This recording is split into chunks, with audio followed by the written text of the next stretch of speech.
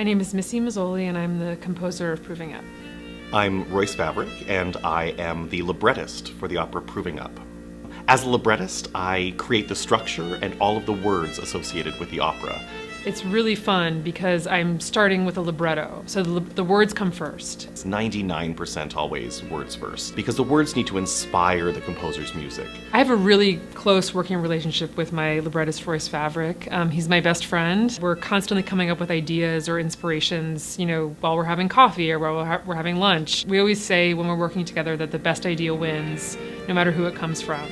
And while there's this sort of hierarchy where the composer is in charge, I'm not really in charge. And it's like I still hold to that the best idea wins. This is 151. Okay. Is it Yeah. like a B flat? Yeah. Yeah, okay. Proving Up is based on a short story by Karen Russell. And this collection of short stories called Vampire in the Lemon Groves, I read them voraciously.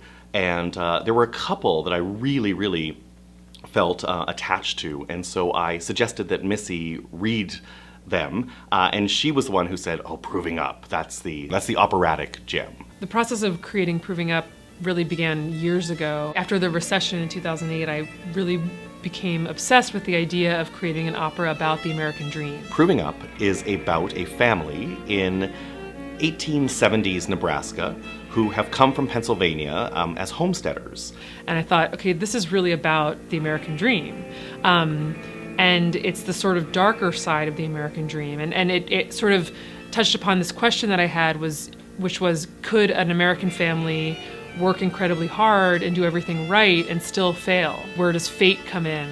So there's a lot of big ideas at play in this relatively short opera and in this short story.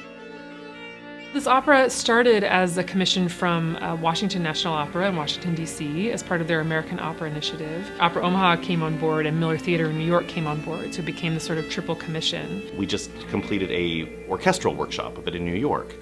That's really essential to be able to hear some of the work before it's premiered. There's so much going on in opera, and you have to get the drama right, the pacing, the orchestration, the balance between the singers and the orchestra. All that has to be right, and it's I can make an educated guess when I'm sitting at home at my desk, but I don't know exactly how it's going to sound until I hear it. Can we try it with the snares off?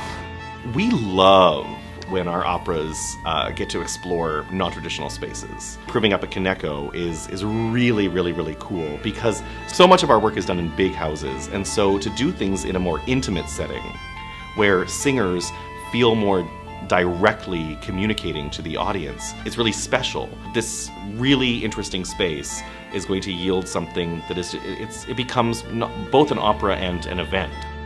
It's a Nebraska-based opera, and the fact that people are going to be hearing it really for the first time here, it feels very special, and that doesn't often happen. And I hope that people here are excited about being some of the first people on earth to hear a new work.